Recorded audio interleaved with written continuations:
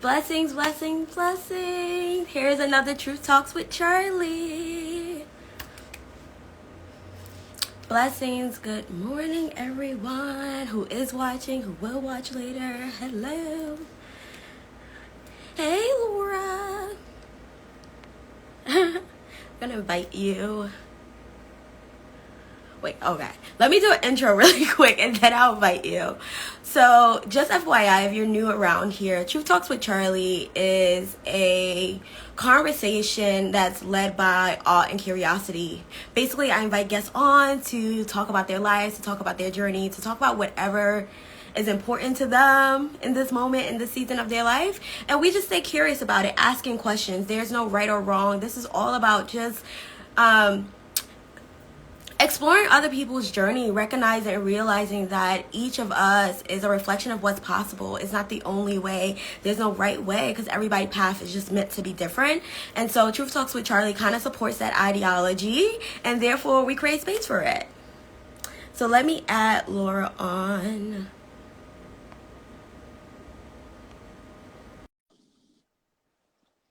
Hello. Hey girl! Oh my god, this is like my first live ever.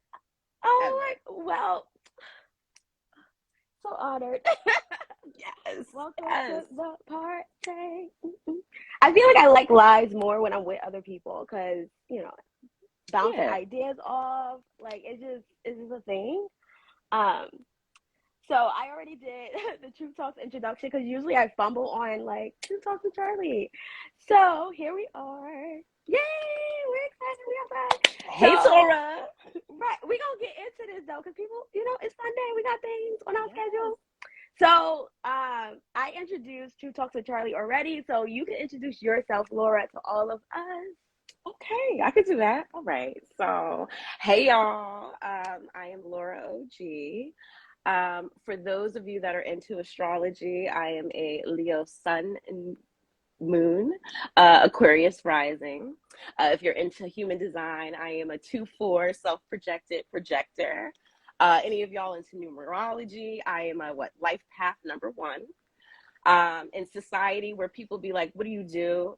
By day, I am a creative director slash designer slash brand strategist slash energetic strategist.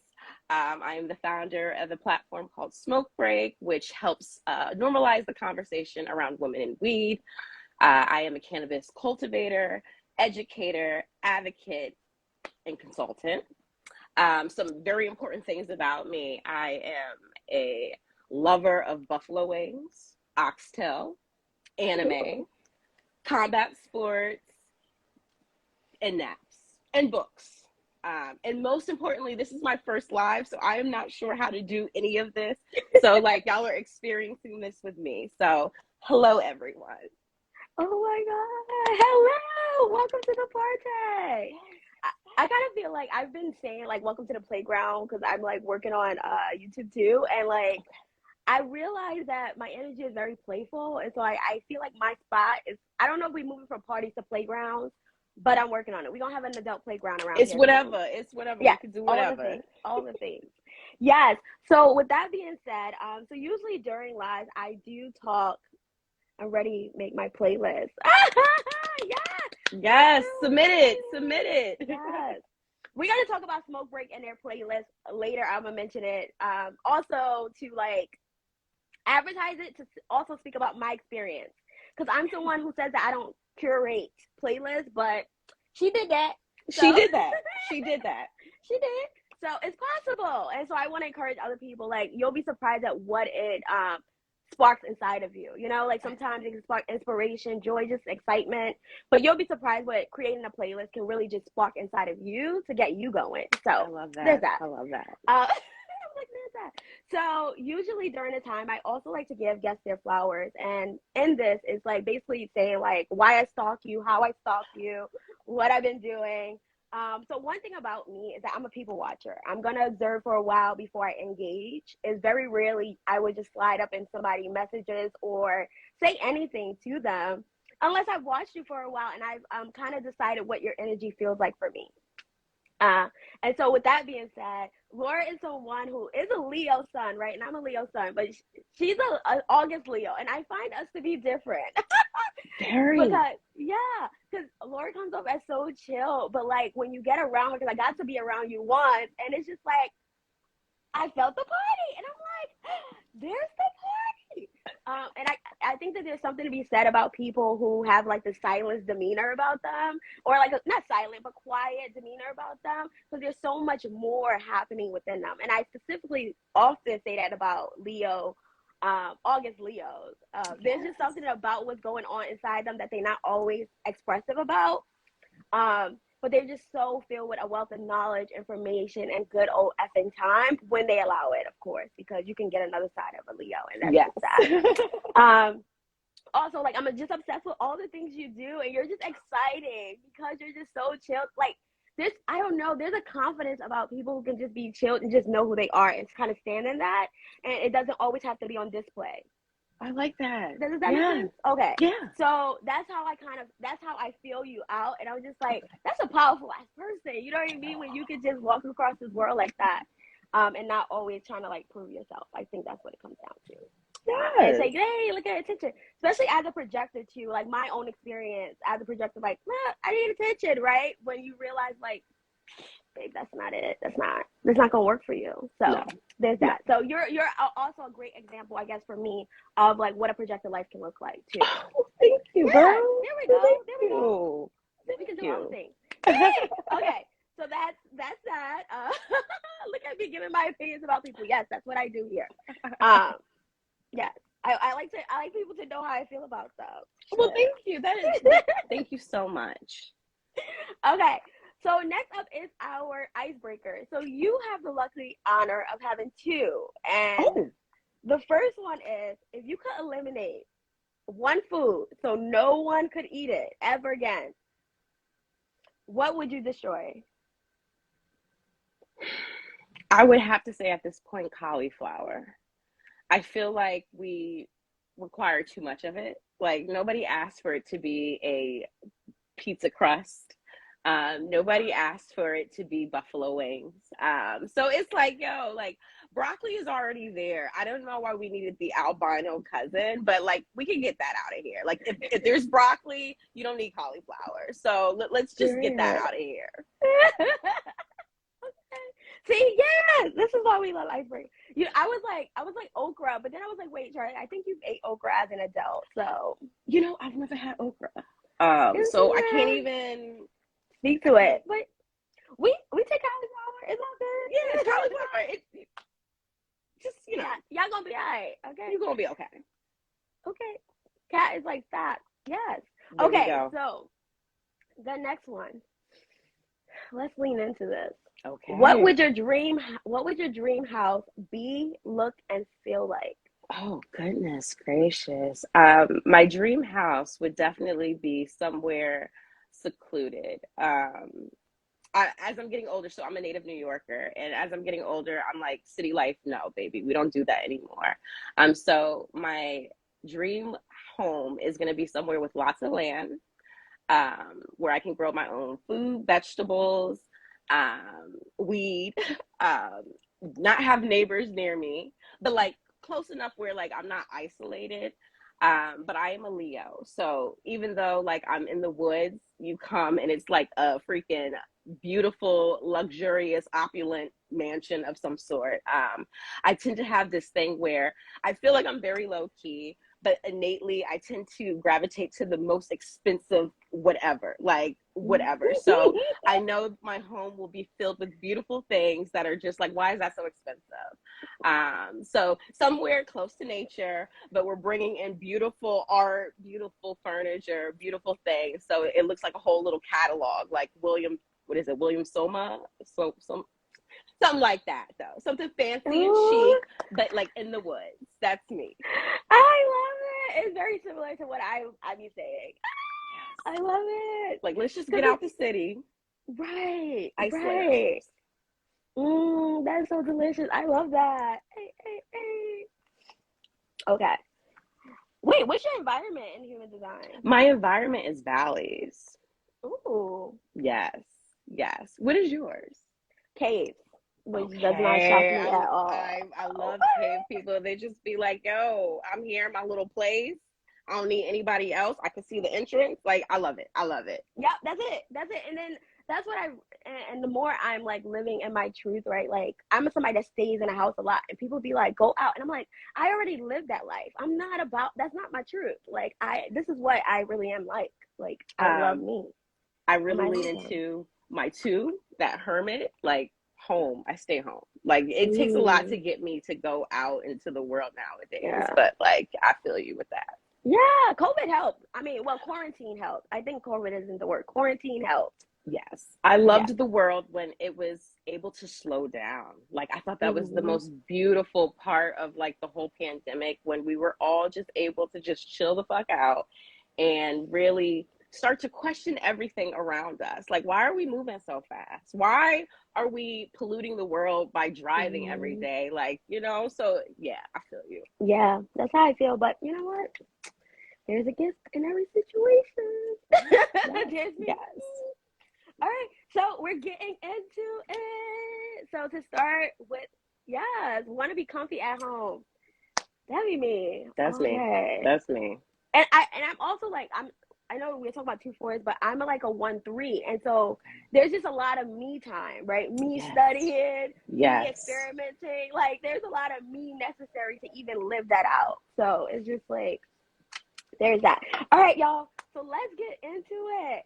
So Laura, let's talk about rest consciousness. Put us Okay. on what it's about. All right. At a first. So it's like, oh, I don't even know where to start. Like, this is like one of my first times, like, really openly talking about this. But okay. In life, we always talk about health consciousness, wealth consciousness. Both of those things tend to be like mindsets, and really being aware of your health, or the mindset that you want to take towards wealth. Um, I so it's like, let's go back a little bit. I lost my mother when she was 37 years old.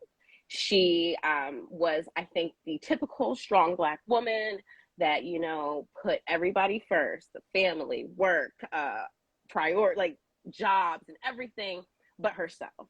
Um, and she was, for me, overworked and just not resting as much as she should be.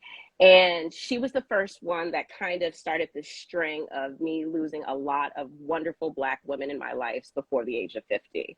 I realized that I've known so many strong Black women, and unfortunately lost all of these strong Black women.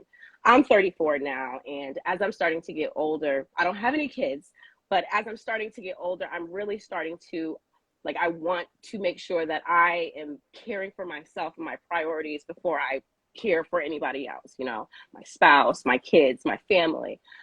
So for me, rest is like, I've been a world-class napper, like since kindergarten, and when that was a big thing. So for me, the older I'm getting, the more I'm starting to realize how important rest is. So, in the simplest terms, like, rest consciousness is really just this active awareness and this active interest in understanding the importance of rest physically, spiritually, mentally. And like, when I speak of rest, I'm not just talking about naps, although, girl, that's important. But as I started to develop this philosophy, I'm realizing that there are what I now consider the pillars of rest. So my rest pillars are slowness, stillness, depth, and ease. And it's these things that will help us to kind of live in this state of rest. And it was through these pillars that I'm like, okay, there has to be some tools out there that kind of help me to make sure that I'm including rest in my everyday life. And for me, I've always been big on astrology, but it wasn't until I found human design that things started to click, where I was just like, okay, this is some energy level things that now become important. So rest consciousness essentially is just understanding the importance of resting being still, being slow, making things easy for us. And I have started to use the tools as astrology, human design, cannabis to really help implement this system into my life and this philosophy that I like to share with everybody. So I always say, if you know me, I'm probably going to tell you two things. I'm always going to tell you, well, three things. I'll probably tell you to roll up again.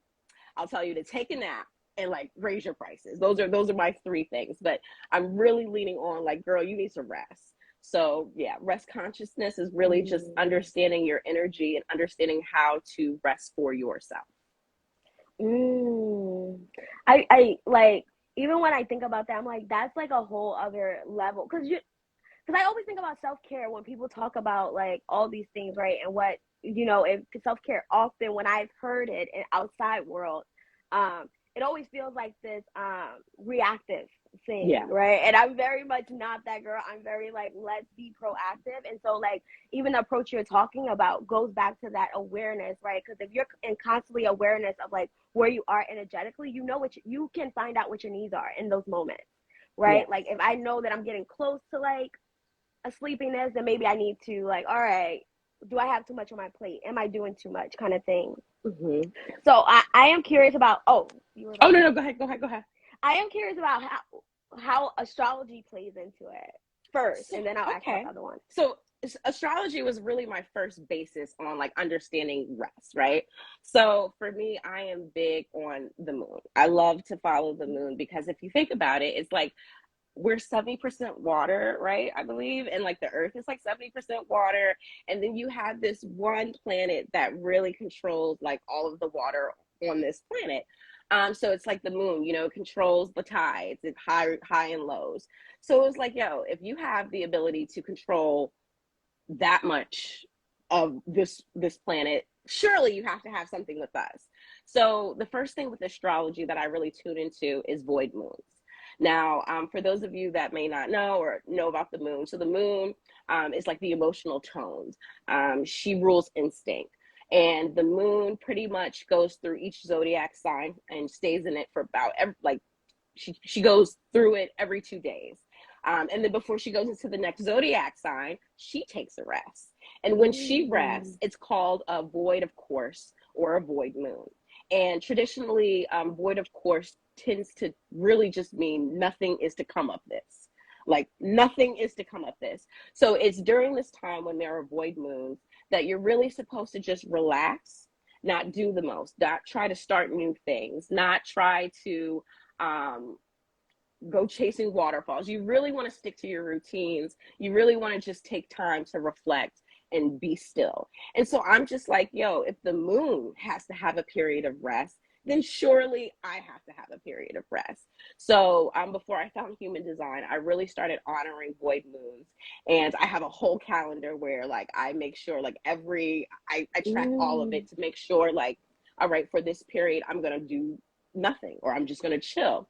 And the beautiful thing about void moons is it could be 5 hours, it could be 5 minutes, it could be a full day. But it's during these times that I really became cognizant of like, it's a void moon. I'm not going to plan any meetings. I'm not going to plan any new things because I've tried and I would have like things would just go wrong. And it was just like, okay, so this is the universe telling me when the moon rests, I should rest. So that is really the first staple in terms of using astrology. And then of course, we're in Mercury retrograde right now. And it's like, you know, a lot of people like to joke and it's like Mercury's in microgrades and or micro braids, microwave, like people like to joke about it, but like on some real, it's dead ass.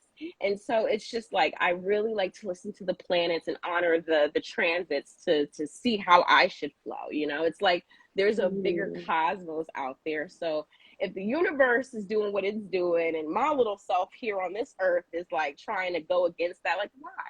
So I really try to tap into the planets, and when they're still, I'm still. So that's the first base, the void moons. Wow, that's so delicious. So I've heard of void moons, but I thought it was just like a 5-minute thing. I didn't know that it could be a full day or even 5 hours. I really thought like it was just like a Yeah, no, literally some days it could be 2 minutes. And then some days it could be 5 hours. And, you know, it's really, the times can vary, but it's like, you know, I really try to take note of when it's during my business hours, because it's like during these business hours, I know that like I'm not scheduling any meetings. I know that I'm not like going to go try to look for clients. Like I really try to look at the times. And then especially like when it's in the evening, it's like, okay, the void moon. So I'm just going to relax. I'm not going to do the most. And it's really, I always tell people to just experiment with things and see how that feels with you.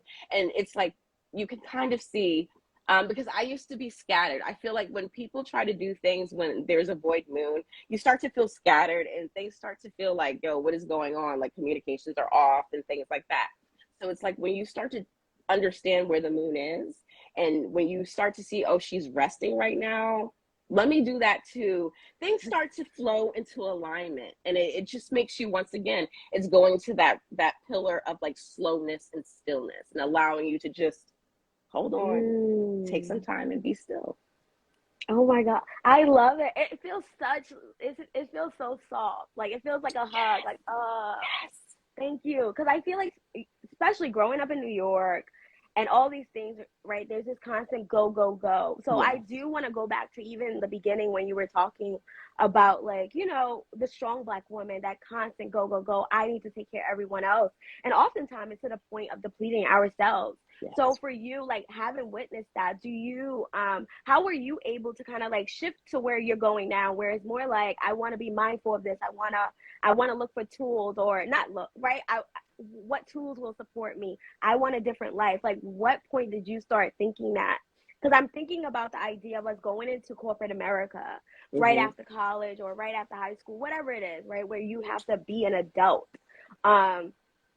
And just how quickly you can get sucked into that if you don't have an awareness, to the point of burnout, you know, in cycles, but you feel like you have to do it.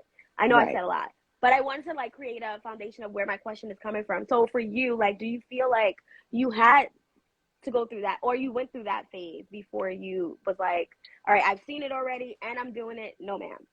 So I never been in like corporate. I went to art school, and then I graduated, and literally the next day started my job. I left the design world in 2016 and started working for myself.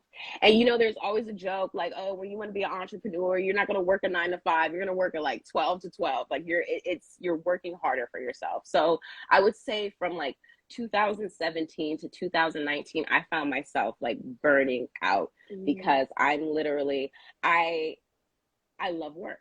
And it's something that, you know, maybe it's a trauma response, but I like to just bury myself into work and just like forget everything else, to the point where like my man was like, girl, you ain't eat, you ain't shower, you need to like relax, like you gotta chill.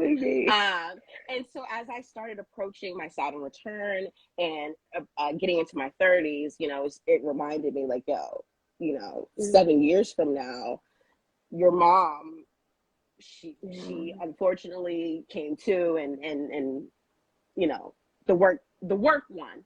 So I was just like, okay, that's not going to happen. I really have to start like getting in tune with myself and realizing that like, no, rest is important. I need to chill. So it was really me being this entrepreneur that I realized that this is unstable with all of this work that I'm doing. The grind, especially being a New Yorker, you know, grind. It's like we got 5-year-olds taking the subway with like grown adults to go to school, and that's like absurd. So I am used to the grind culture, and it wasn't until my 30s that I'm like, girl, we slowing down. So it was me finding astrology first and getting into the void moons that I was like, okay, this is my first little dose of like what it means to like be still. But I still struggle with that. And even to this day, I'm not going to sit here and act like, girl, I'm always resting and stuff. I do though. I take naps every day, but sometimes work still gets the best of me. So it's me really trying to make a conscious effort to like really understand my energy, understand the universal energy, and just try to bring them together and be in alignment.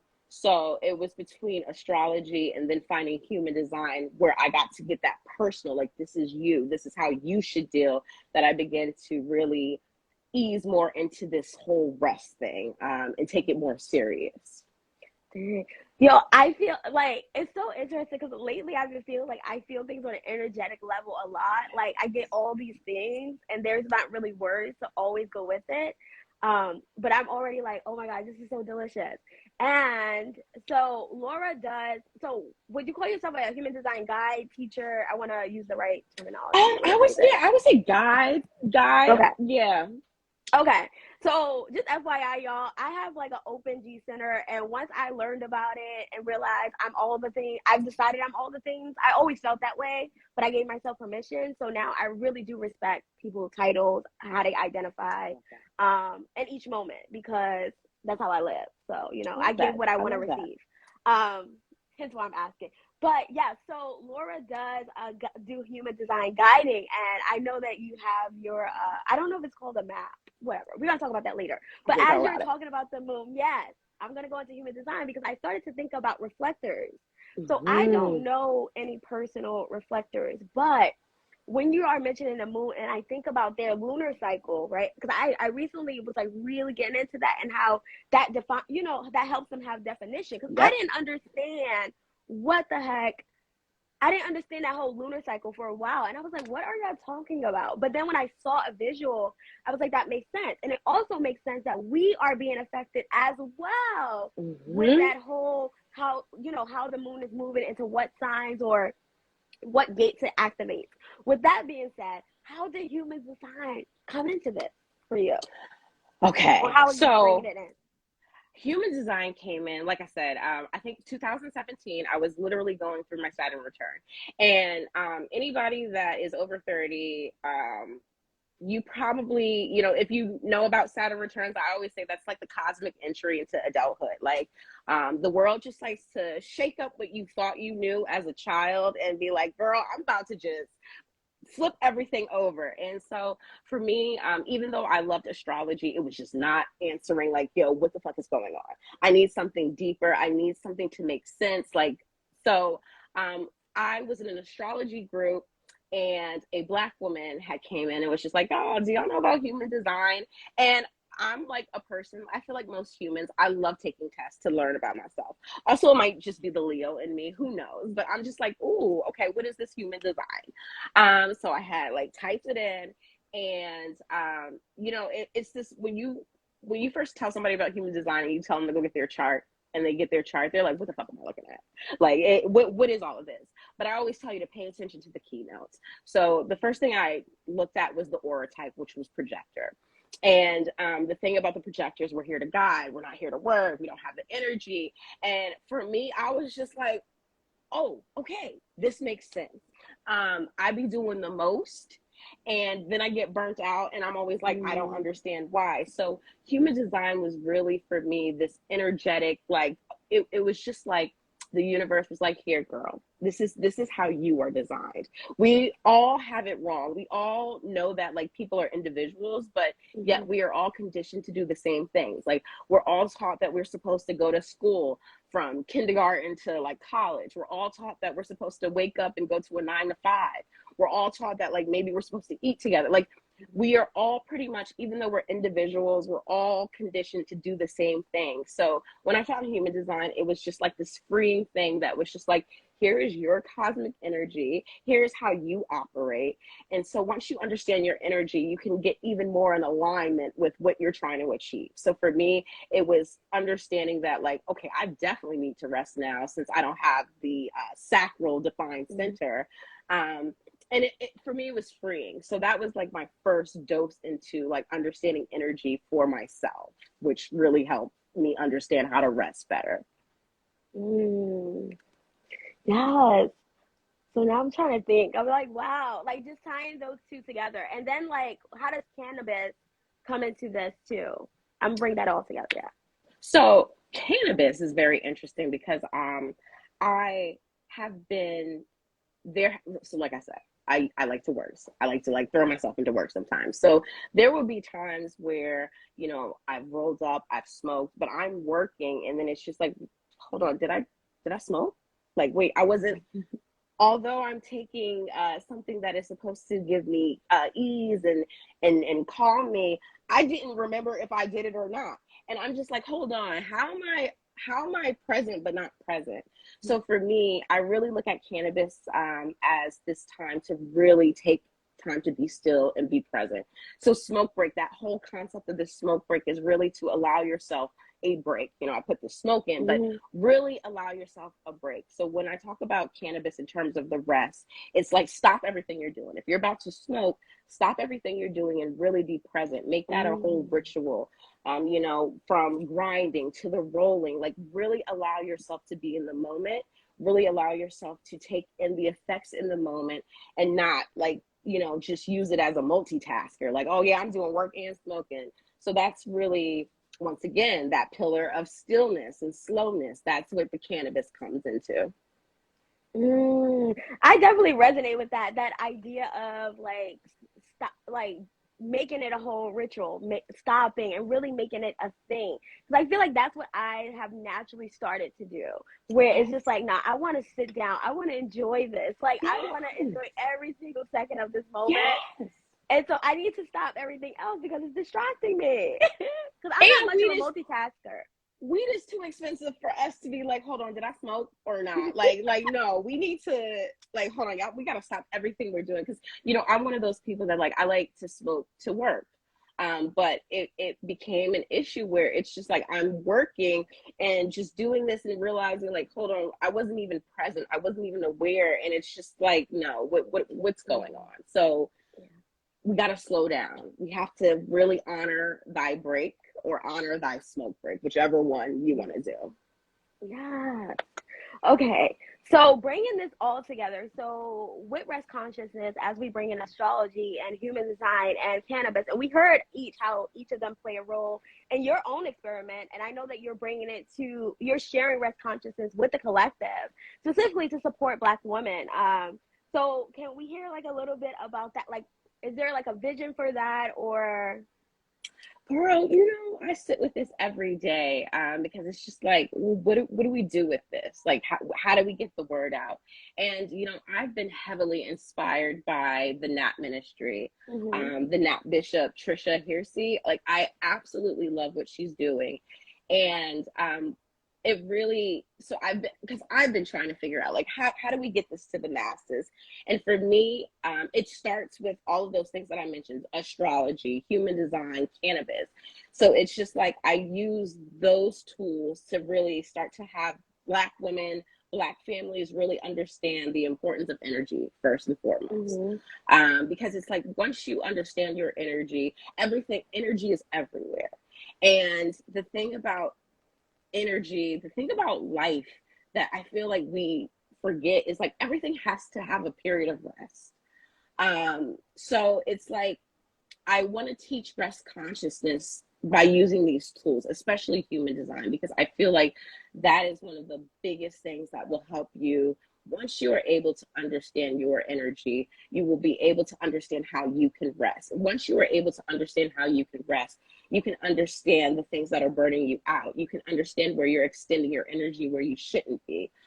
So it's really like I want to get this out to the collective through human design, because it's like right now we're all, I feel like the zeitgeist is like this soft Black life. And it's like, well, what is softness if you're not resting? You know, I see on social, the soft message is kind of like diluted in certain places. Some ladies, it's like softness is being able to afford every bag that I want. Softness is being able to like just, everybody has their own meaning, but for me, to reach this level of softness, you have to understand how to be still, how to be slow, how to be easy, how to allow yourself to think deeply, allow yourself to reflect, allow yourself to daydream.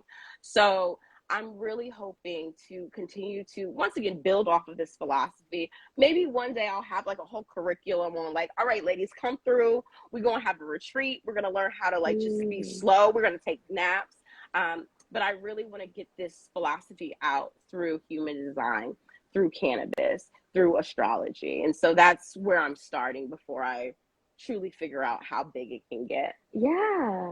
I love that. And so for those who don't, I'm obsessed with human design. So it's taking everything in me not to just like go on these tangents about human design. Because I do, like you, I found it at a time where I asked God questions where I was like, how do I do that? Like, after they give me a task, I'm like, but how?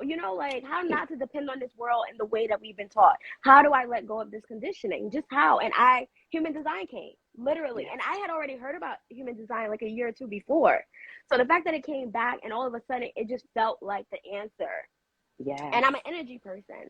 And so like even you talking about starting with energy, I agree like that is so important. Us remembering our form makeup, right? Like in the sense that like we are all interpreting energy. When you say I don't like that vibe, I wasn't feeling their vibe, that's all you're talking about, what you energetically picked up. And it's like reminding us about that. And if we can just remember that and start paying attention, because that's all it needs is awareness, how much That's our life will change, man. for real. How much as a collective we can change when we all recognize our role too. Because that's another thing about the energy. Our energy is made a certain way because we have a specific role. And though the role may look different, how it's expressed through everyone, there's still a part we're all playing. And a lot of us, we be just projectors trying to be generators, like projectors trying to be manifestors. It's like, no, girl. What no. are we doing? What are we really doing? Yes. Pat says, I'm obsessed with it now because of Laura sharing her story on a podcast. Truly grateful. Yes. And I feel like that's how it started, is to have these conversations, because to even talk about it, because people are like, what the hell is human design? And I'd be like, let me begin. Girl. See, the thing with human design is like, I can see, like, first of all, I always feel that like Black people can use this tool like the most, because like it really is, it's life changing. But on the same hand, I can see how Black people can be like interested in it. You type it in, you might come to Instagram and then it's just whitewashed. It's bland. It's like, oh, you know what? Never mind. This is actually feeling kind of cultish. This feels like they don't even want my Black ass to know about this. But it's through like, women like us that can like, no. You don't have to really fuck with the messenger, but listen to the message. And that's what I love about human design. Like the whole origin of the human design is very rocky. It can be very glamorized. This white man in Ibiza stay. I don't talk about it.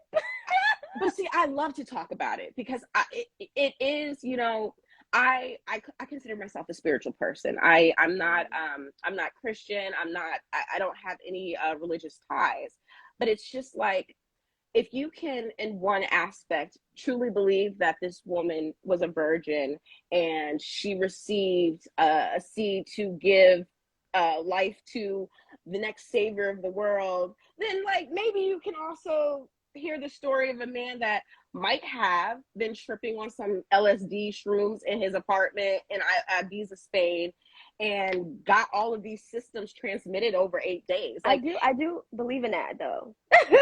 That part I do believe. I do believe that we are here to like channel information, and even the Bible too. Yeah, there we go. That. So my whole thing is like, we have to talk about the origin, even though it could be like, that kind of sounds sus. But it's just like, okay, true, it could sound sus. To some person will be like, you really believe Christianity? You really believe all of this? It's like, but yes, you do. So it's just like, you have to figure out, does this message resonate with you? And that's what I really like about human design, is like, regardless of how you feel about the founder, LauraOG, does this work? Because it's like, also the thing about human design is like, it wasn't invented by him. Human design is a synthesis of 5 other modalities. So, astrology has always been there. The chakra system has always been there. The Kabbalah has always been there. The Yin Shang has always been there. And you can't like deny quantum physics. So it's just like, if you take that aspect and be like, all right, well, let's see how this all comes together, then it's just like, well, this starts to make sense. And the beautiful thing about human design is it's experimental. Like you can take what you want. If something gravitates to you, experiment with it. But like, you don't have to change yourself. You don't have to be like, okay, now that I know this, I need to, it is what it is. And that's the beautiful thing that I love about this system, is like, If it applies, let it apply. If it doesn't, let it fly. So Yeah. Yes. And so even with that, when it comes to human design, it reminds me of the Bible. And let me tell you why. In astrology too, all of it. So I personally, so history I think it just isn't my thing because I like to hear personal stories. Right? Like okay, I need to speak to the source. So okay, I will read about it, but I won't repeat it. And I won't okay, repeat it because for me it has to be I don't know for sure. So I okay, know that sounds interesting, but that's for whatever reason, that's how I work. But what I will say is every time I go to human design, I find something new.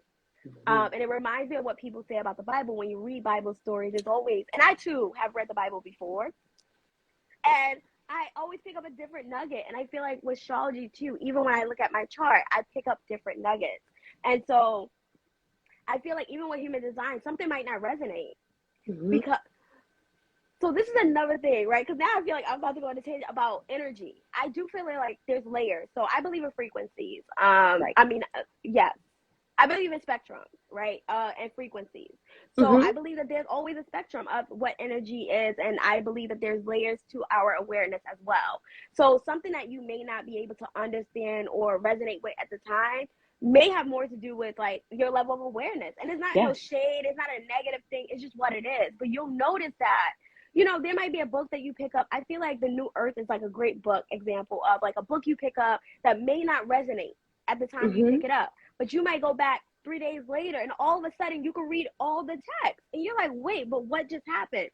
I think is I think it has to do with our level of awareness. I feel like sometimes there's layers to where you can become aware of something. Like sometimes you got to go through a portal or an experience or your Saturn return for things to open up. I know. I hope that's understandable, but no, yes, it so makes there's just levels. it because when you say it like that, I think about religion in terms of you can go to church every Sunday and the pastor has a new sermon for you.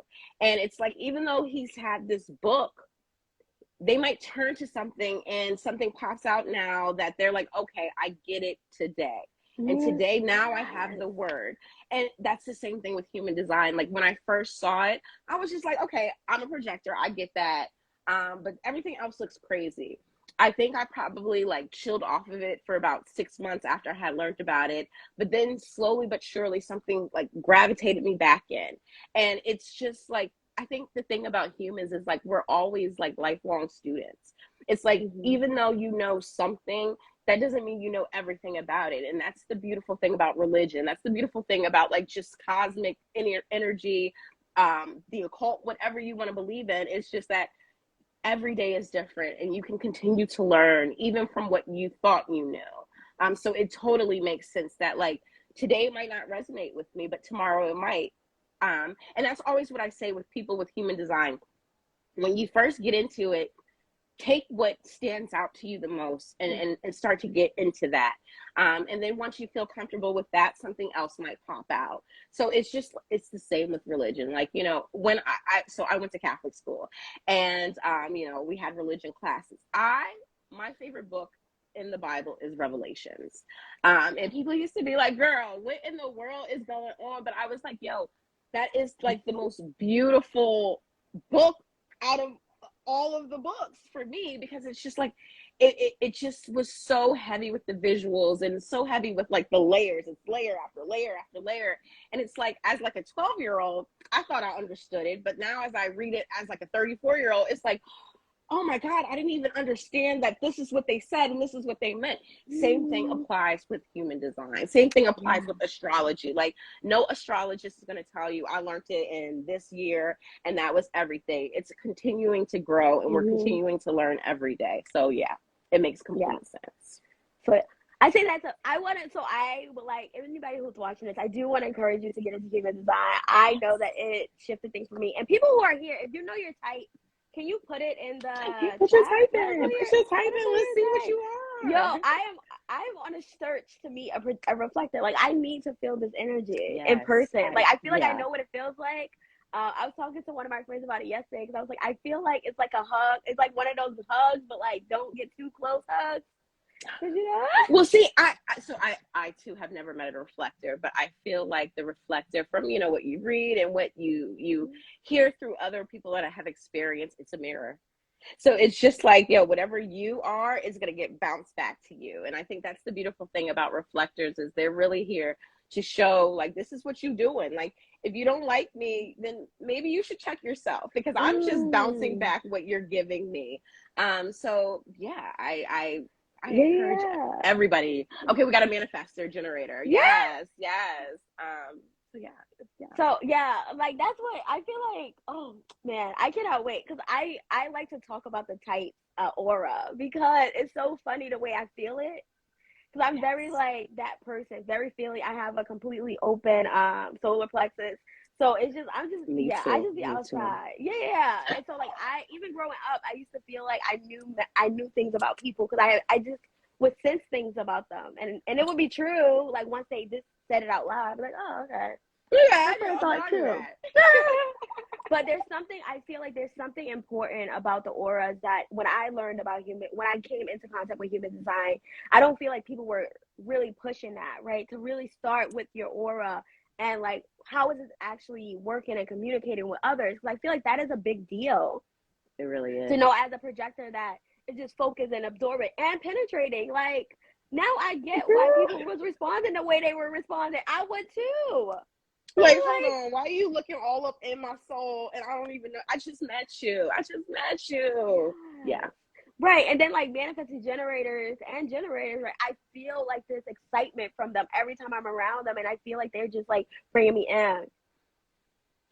You feel like a manifester? I can see that. I live with a manifesting generator, and I love manifestors. They tend to have a bad rep. Let me get comfortable. Like a bad rep in terms of, you know, when you read about a manifestor, they're like their energy is closed and repelling, and it's just like, well, first of all, that sounds gross, but I look at it as these are the people that like truly know what they are for and who they are for. So it's like a beautiful level of discernment. Like, and you know, it's like, I know a few manifestors that like people are like, oh my God, I don't think I like them, but it's just like, no, they either like you or they don't. Like they like it's as simple as that. Like they know who's for them. So if they know that you're not for them, there's no need to put on a show, honey. Like, I'm gonna just be me and you're just gonna be turned off about it. And that's fine. And that's the other thing about human design. It's like, yo, you don't have to be for everybody. I know generators have that like open, like I am for everybody. I'm open and welcoming, but like, yo, you don't have to be for everybody. And that is okay. The people that are for you will energetically gravitate to you. The beautiful thing about human design that I always say is like, yo, let your aura speak. Like, let your aura speak. That's what, so, and that's why I feel like, I know for me, talking about, because I'll be talking about human design more, I'm really going to be focusing on your aura and like letting your aura speak and really getting comfortable and understanding and experimenting with actually following your strategy while keeping in mind how your aura is actually working, because there's a reason why that strategy is connected to that aura. Specifically with manifesting. So what's so funny is like when I realized that this person was a manifester, I was already hurting. Okay, like I was feeling it. Like I was feeling the repel. Like that shit was like, I was like, what is happening? And then we looked at their chart, and it was a manifester. I was like, is this what it that makes sense? Like? That's And I knew that they had a defense up because like I feel like because we known each other since we were younger, and so like, you know, they automatically still feel and see young Charliie, right? That sometimes for some people felt bossy, right? Or felt like I was so like grounded in my truth that you couldn't move me. So they didn't want to be moved either. Like, and you also ain't gonna tell me what to do. So I feel like, right, it was that, you know, in all transparency, I feel like it was that egotistical battle. Our ego pain was like battling each other, right? You're trying to hold your ground, I'm holding my ground. And I'm not sure what's going on, but like I was just like, yeah, it felt very defensive. And I understand now. I understand why, but like it's just so interesting the way I felt it, because I talk about manifestors and I would be telling people like that feeling you get when they are repelling you is uncomfortable for all of us. But imagine this, because it's like I know a few manifestors and people are like, yeah, they like, it's like you have an energy that when you enter a space, people are going to look at you crazy. Like off bat, you have a energetic aura that can be off-putting, especially if people don't know you. So I'm always like, you know, if you're, I have a friend, my projector, she's married to a manifester and has a manifester son. And, you know, we've talked, and it's just like, you know, when they go places, people are looking at them, and it's just like, and I've seen that happen. And I know a few manifesting ladies that just like, I'll go somewhere and I'm getting like crazy looks, and it's just like, I didn't even do anything. And from that, it's like, I have to have my defense up. Now it's just like, well, you know, so it's just like, it's give and take. It's really understanding that, like, once again, the people that are for you are not going to be turned off by you. The people, like, for me, I'm always intrigued by manifestors. I'll be like, oh, hey, a little, but some people are just like, no, I'm good. I don't like them. I don't know why. I'm just going to give them a dirty look. And it's just like, if I had to move around in a space where everywhere I go, people are just like, already just feeling some type of way, I'm gonna be hella defensive. I'm gonna be hella aggressive. So it's a give and take. I get it. I definitely get it, and I respect it, and it still makes me laugh and smile because I get it, right? It's like, having had that experience with that manifester, and even the Rebecca was on my last Truth Talk. Afterwards, I pulled her chart. When we were in law school, I used to be like, yo, there's something about this energy, because it felt like what I was saying is like, she holds her cards close to her chest, is what I used to say. Okay. So, right. So, like, now I definitely get it. They are intriguing, but it's also the fact that they're fucking boss. Like, they know, right? They're like, the charts I've seen, they got a lot of definition. So, like, that steady energy is real steady. What you want. Right. And so, I feel like, you know, and anytime I feel some sort of way about anybody, I'm always asking myself, where aren't you free? Because, like, why am I rejecting them, right? So, listen, I'm telling y'all, I'm out here experimenting with myself all day, every day. But I ask myself, like, where aren't you free? Like, why are you rejecting this person? And so, like, it does help me be able to look a little deeper into people's energetic fields and be like, oh, well, I could kind of, they mirroring for me. I always say, the people, like, the things that you're turned off about with other people is the shadow within yourself. It's your shadows literally being reflected to you. Like, I used to work with this guy that was like very, like, I could, you know, people hate Trump, and I feel like I got a version of a Trump, and like a very narcissistic, like, power hungry, but like powerless man. And it was just like, you know, like, what is it, like, he used to really like make me sick. And it was just like, you know, what is it about him that like makes me sick?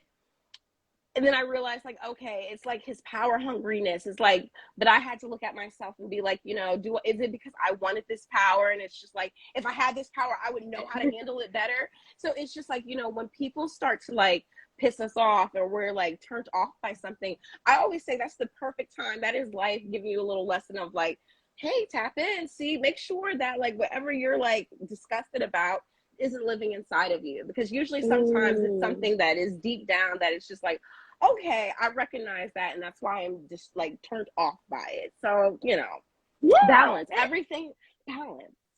Right, and it's all good. Like, I feel like one thing I recognize on this journey, because human design, as we're talking about it, it does bring you a level of awareness of yourself, of others, right? It really does, in my opinion, help with even interpersonal understanding.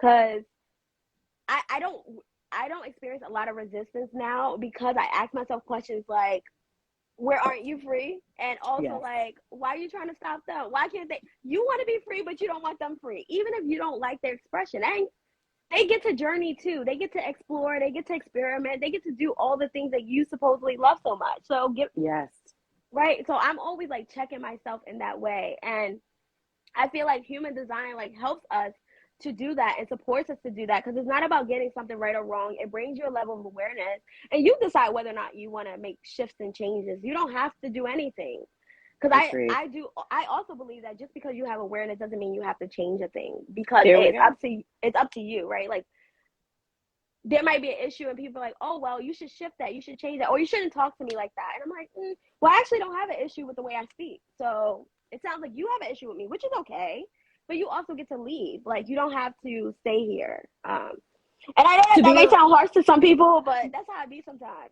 To be aware does not mean to take action. It's just like, oh, thank you, I'm cognizant of it now. Like, but like, maybe I'll change, maybe I won't. But it's just like, thank you for making me aware of that and seen now, like, you know.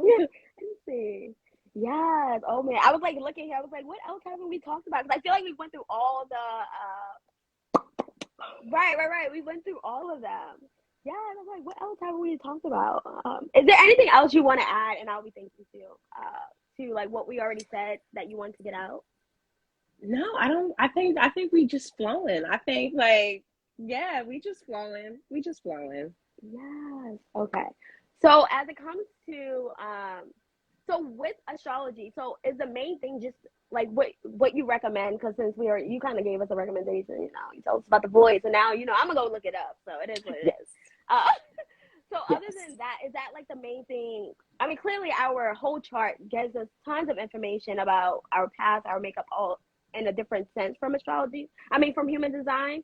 But would you say like the main focus is like on the moon and using the support of the frequencies of the moon and that energetic thing to kind of I like, just like with human design, like if you had to start anywhere, I would say start with the energy aura type, and really tap into that.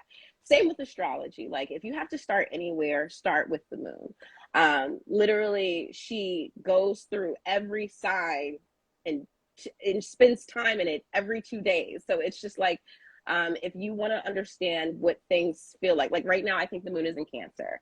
And Cancer is a very emotional sign. So today we might feel like, real lovey-dovey. We might feel like, oh, we need to just rest. We need to like not do the most. We're kind of emotional right now. But it's really starting to understand the zodiacs and the I guess the characteristics of them.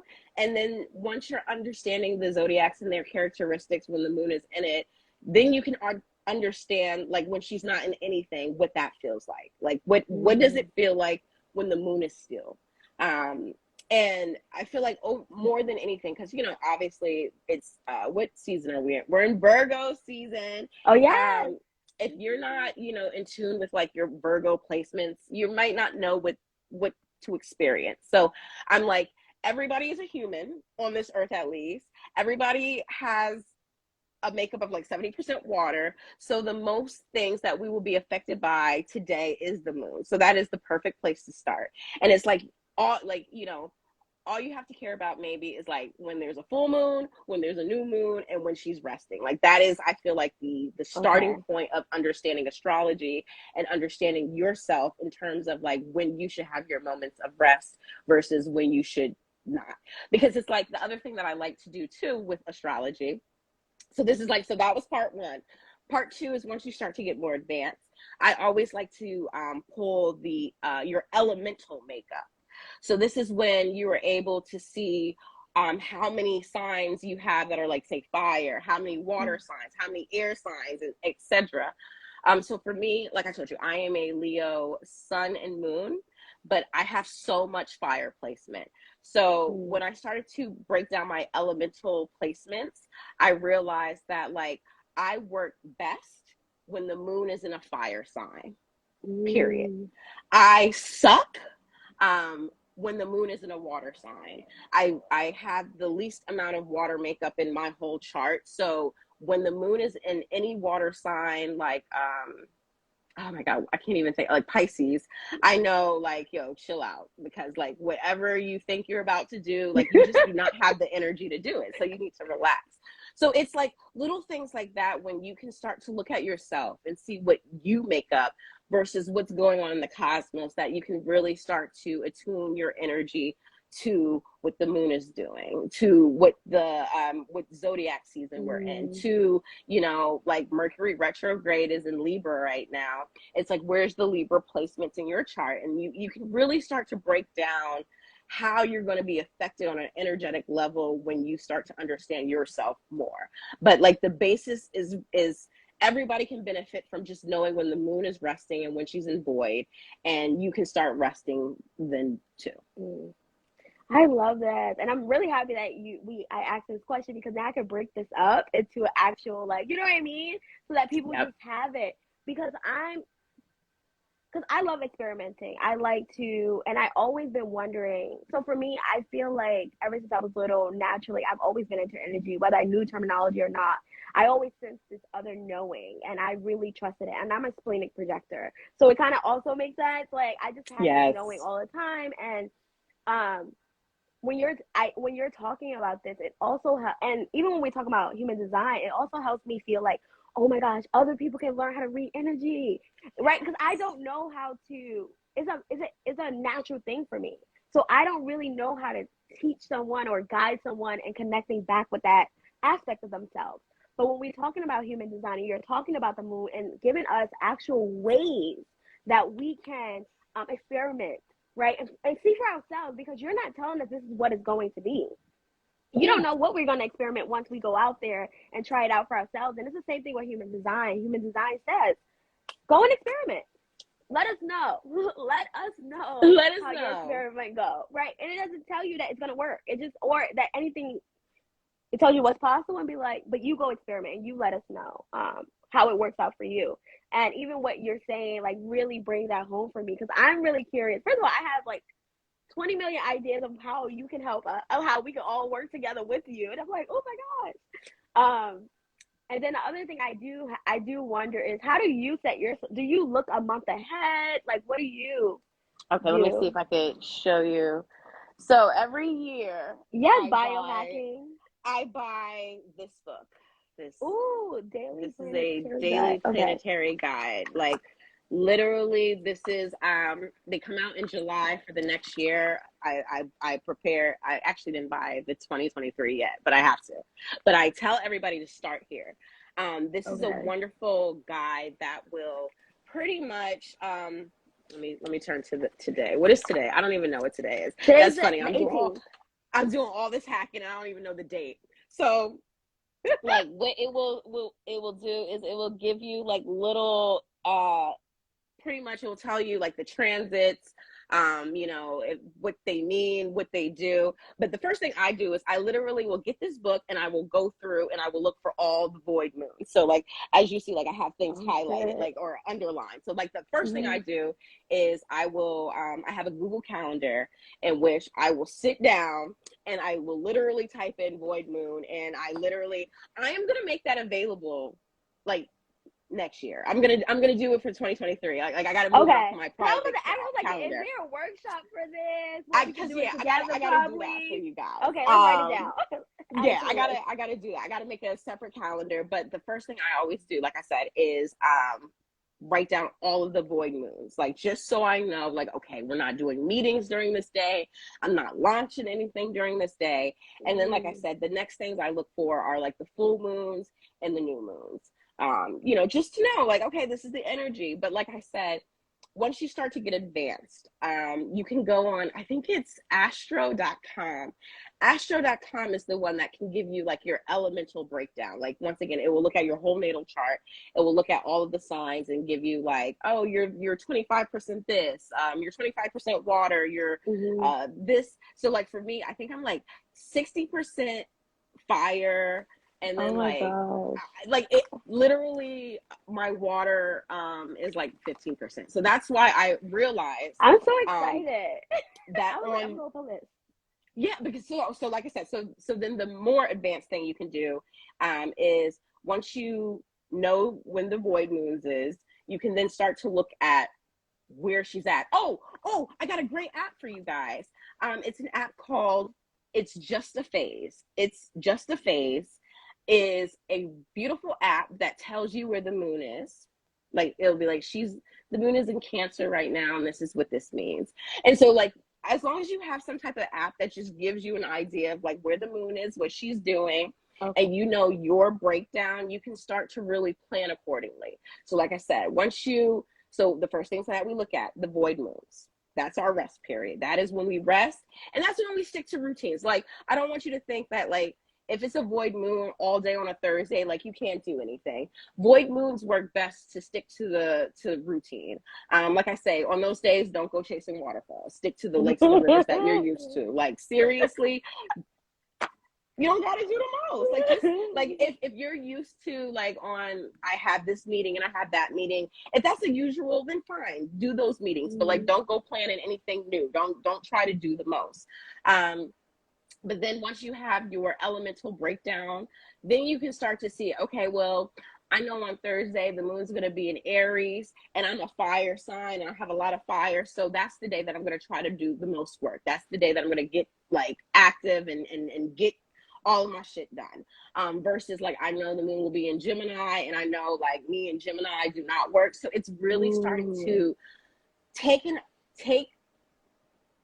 your makeup and really start to understand you and see what the world is doing. And that's how it's, once again, it's an experiment, but it's a fun way to really play with astrology and see like, okay, well, when the moon is in Aries and, you know, it's a great day to get started, but you might be like all water and it's just like, girl, I can't do anything on this Aries moon. So that's like how I always recommend people. But like between this book and It's Just a Phase are like great places to start for digging into astrology.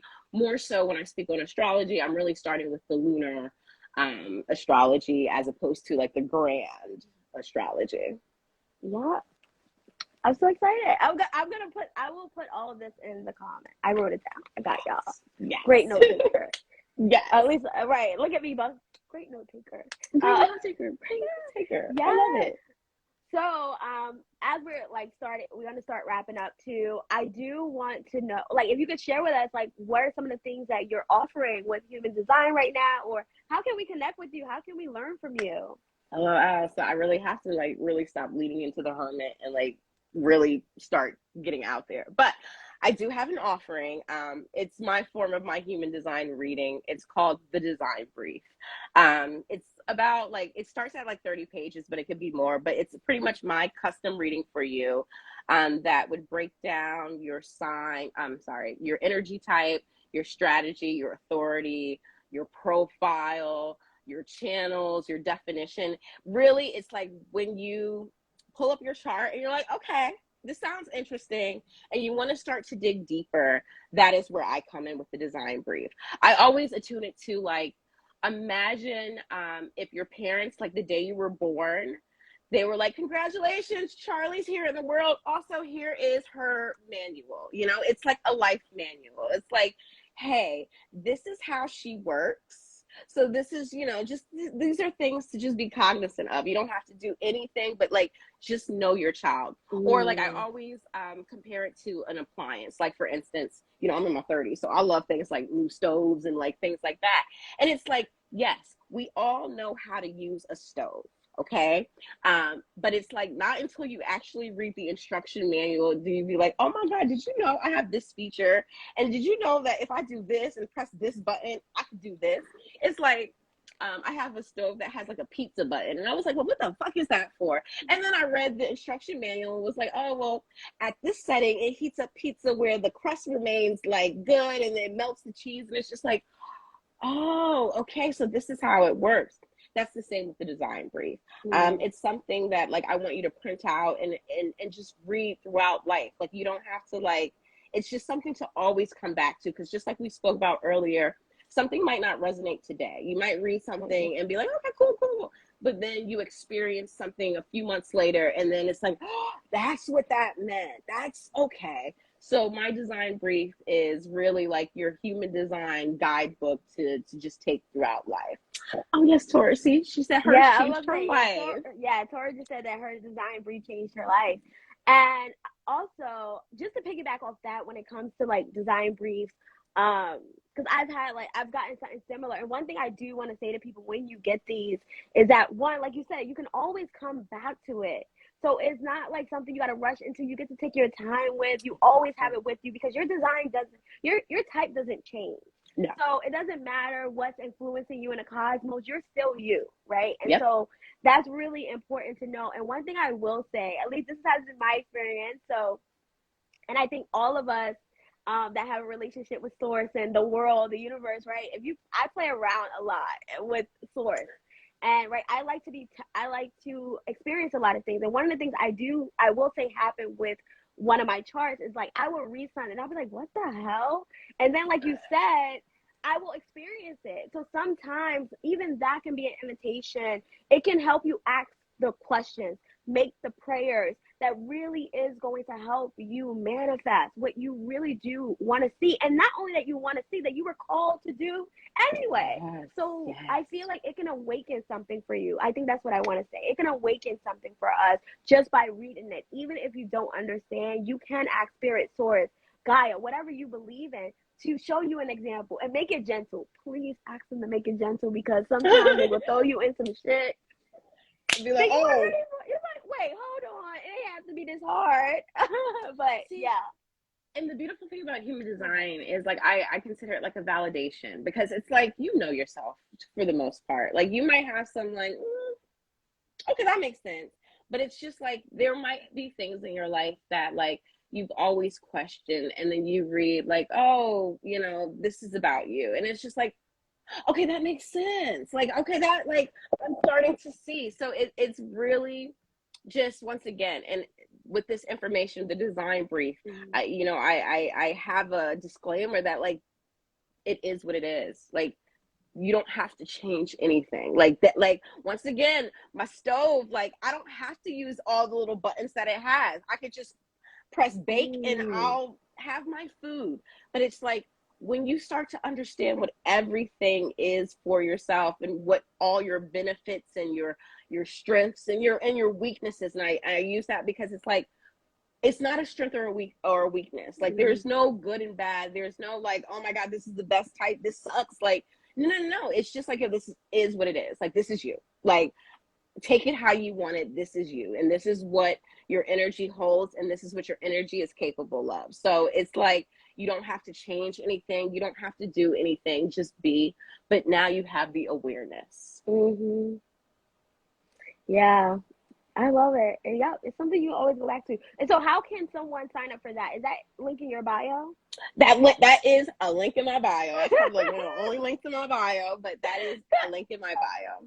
Yeah, that's what I was thinking. I was like, I don't even know you be having links in your bio. And that's what I mean about what I was saying earlier about you. Like, you be making it happen. And you like, and I don't have to do the most. Okay.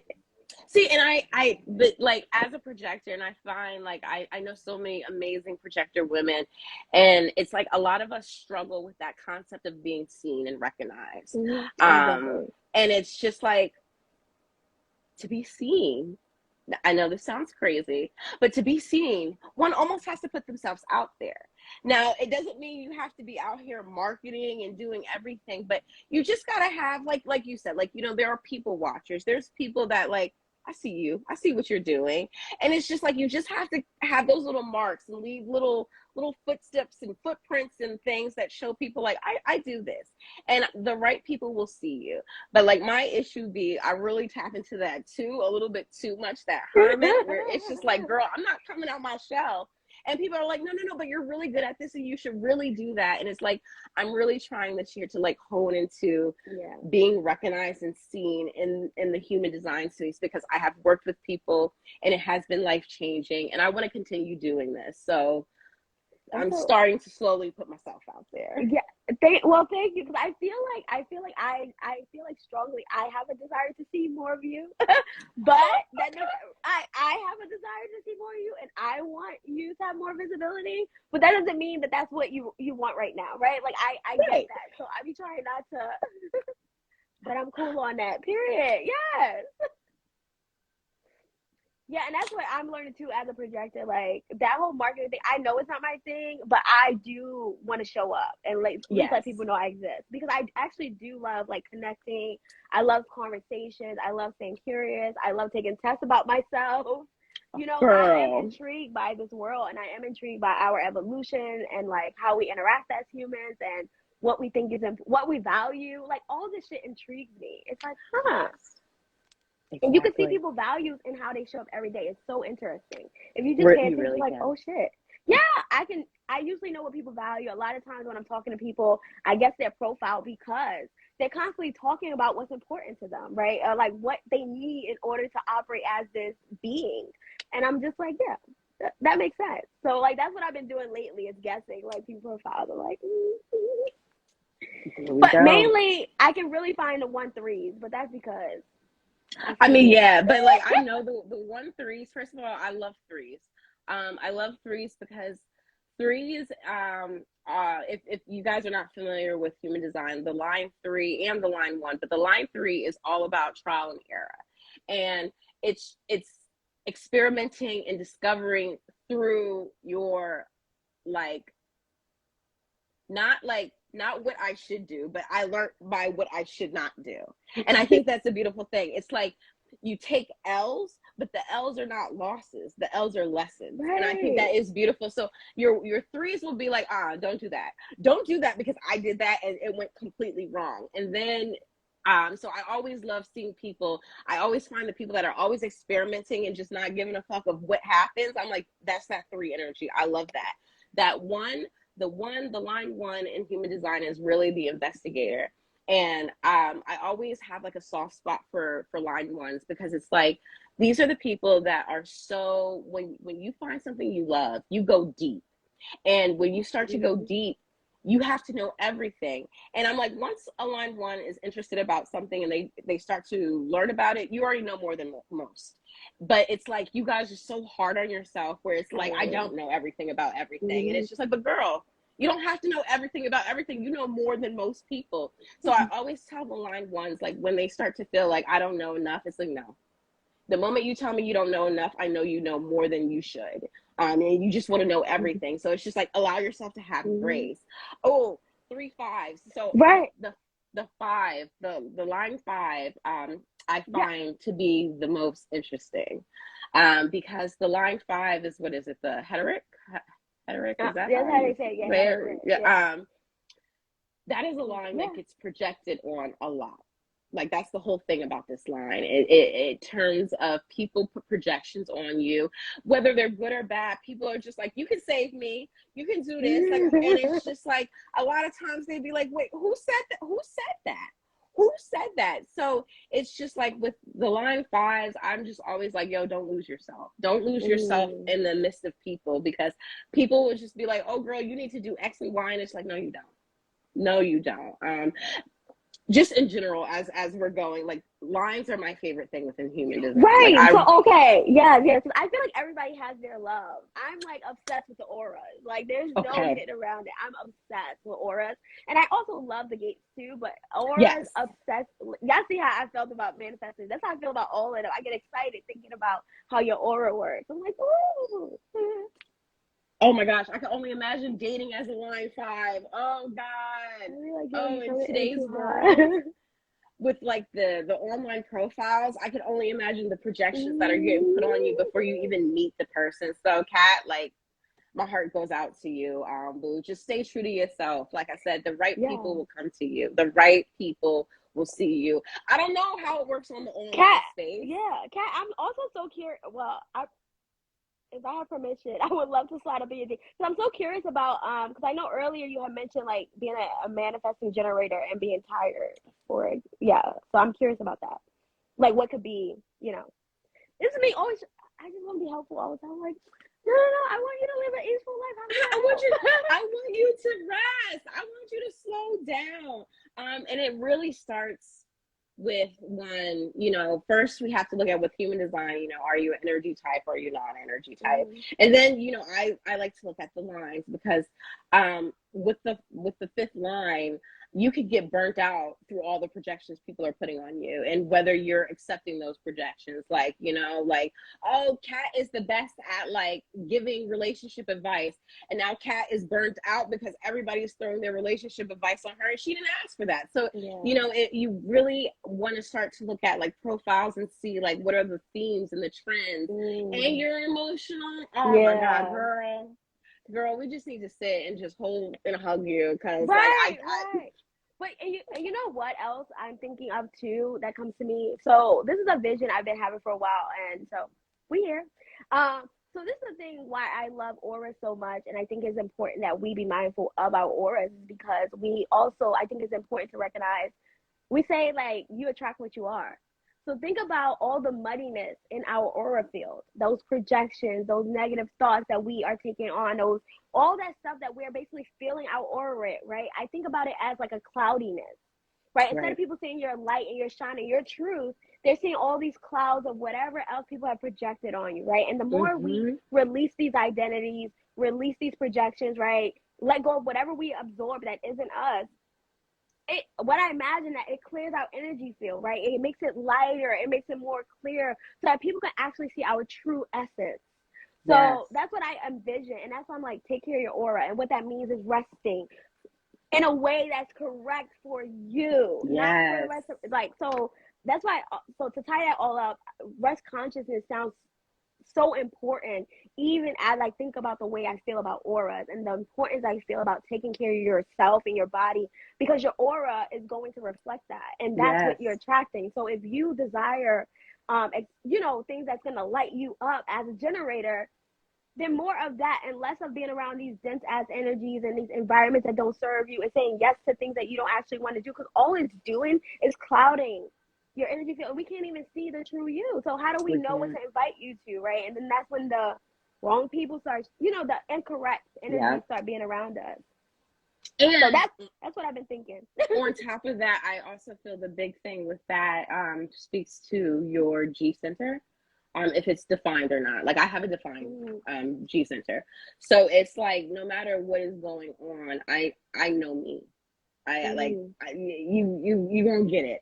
But I have been around a lot of undefined G centers that are able to take on the energy depending on the groups that they're with. And it's like, on top of that, like if you look at somebody that may have an undefined G center and have a line 5, and like, you know, it's a lot of things that really can start to be a cause of burnout, be a cause of exhaustion, because it's like you're playing into these roles that are not you. You're playing into these energies that are not you. So that, once again, like the whole thing with rest consciousness is really using these modalities and these tools to start to understand yourself more. And you know, we talked about the moon, but with human design, aside from just the auras, it's starting to look into your centers. It's starting to look at your line, because like all of these things like can start to play this formula to either like, this is why you're burnt out, because you're taking too much energy from other people, or you're giving energy away, you know. It's a give and take. But the beautiful thing about human design, and once you start to tap into it and you start to understand how to read it, is to understand how to use it to your abilities to rest, and to not have people out here having you do the most. Because the last thing I do not want Black women out here doing the most. We're gonna stop. Like we tend to give ourselves more work than everything. Like I saw this meme the other day that was just like, you know, I hate the term Black excellence. I just want it to just be Black this. Like why do we have to be excellent? Like we can just chill and just be. So it's just like, you know, with human design, it's really understanding yourself and really making sure that you know your energy and you're not letting other people pull you into things that it's not you. So sure, yeah, I resonate with that, especially as you were talking about that open G center. I was like, yeah, that my undefined G center. So that's where I recognize. So learning about human design and realizing my open, you know, what I had open, what I had undefined, it made sense to me. I was like, yeah. So one thing about me is like, growing up, I remember I used to take on people mannerisms. I can take on your accent really fast because I moved to Baltimore. You would have known I was there forever. God. Cute. Yes. So I can pick up on accents really fast, and I would take on people that I respected, characteristics and mannerisms, and I would notice that. And someone actually called it out once, and I was like, huh.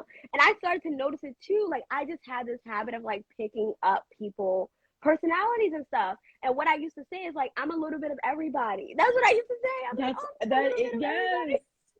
I love and so that. like, right. And so like, as you're talking, I'm like, yeah, like I also had to learn that, like all these things I identify with, like they aren't me, but I enjoy them. I want to sample them. I do. I love it. But I also know it's not me. And so like now that I have that awareness, like you're saying, right, like I'm not holding on to these personalities like they're me and I can sustain them. I know I can't sustain it, so I just enjoy it where I can and let it go. But human design is what helped me put language to it, and for me to actually have that awareness now. So like I'm not just out here just being everybody without awareness. Now it's like, oh, I know I like to sample people identities and shit like that. And I also know that at the end of the day, I need to check in with myself and make sure, all right, are we letting that go? And then like make the next day I wake up also checking in with myself. It's a lot of awareness for me because I just know how easily influenced I am. I'm just like, but you gotta, but once you recognize it, you can just pay attention to it and decide. Exactly. Once again, it's the awareness. It's the awareness. Oh, she's like, mine's defined. Like I know people like that. It's so interesting. Yeah, and people like judge it. I've had it too, but like now that I'm so grounded in my truth and like all of me and the fact that like, yeah, I get to sample this. So what? I love it because it's just like, it's like, oh my God, is that how I act? Okay, all right. Let's do this. So like I love that. Yeah. Once again, like you said, I feel like everybody in some sense is a mirror. And you know, sometimes the mirror might pick up your mannerisms and your characteristics and throw back at you. And it's just like, do I like that? You know, like it once again, it's your question, like, you know, does this bother me? Is this what's freeing me? You know, so it's just that time, like human design, astrology, all of these things are just that time to check into yourself. And I feel like that is the whole thing with the rest consciousness. It's that slowness and that stillness. And most importantly, the depth. Like, I think, you know, social media has had us like just throw away this whole concept of contemplation. And like nowadays, when something comes out, everybody has to have a tweet or a think piece on something. And it's like, yo, chill the fuck out.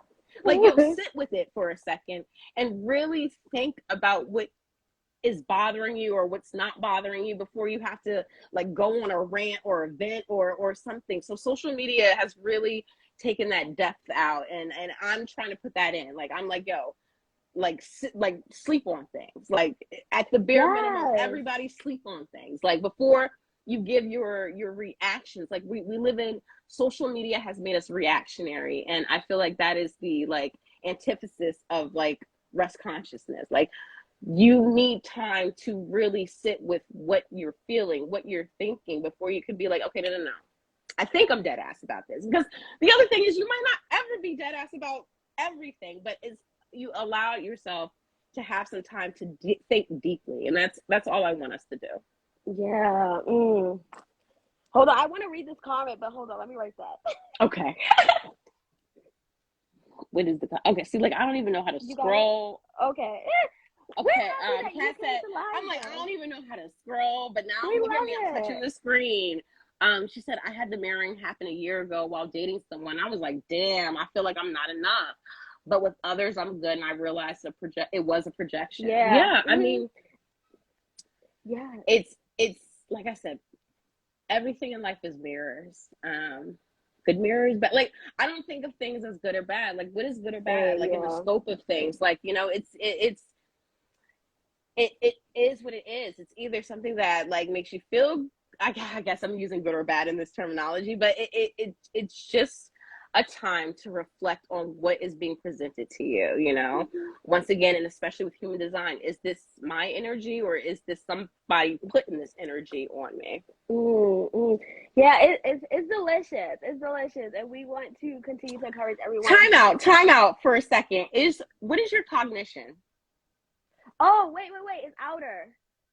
It's outer? Okay, no, because you know, you use delicious a lot. And I know people with taste cognition, they tend to use like those words that are like that associated with food, like delicious and yummy and things like that. So I was like, oh, is that you? Yo, I checked it. I thought the same thing. I literally was thinking that this week. I'm like, so another thing I do is a lot of like I do a lot of those sounds, those sacral sounds, and those savoriness.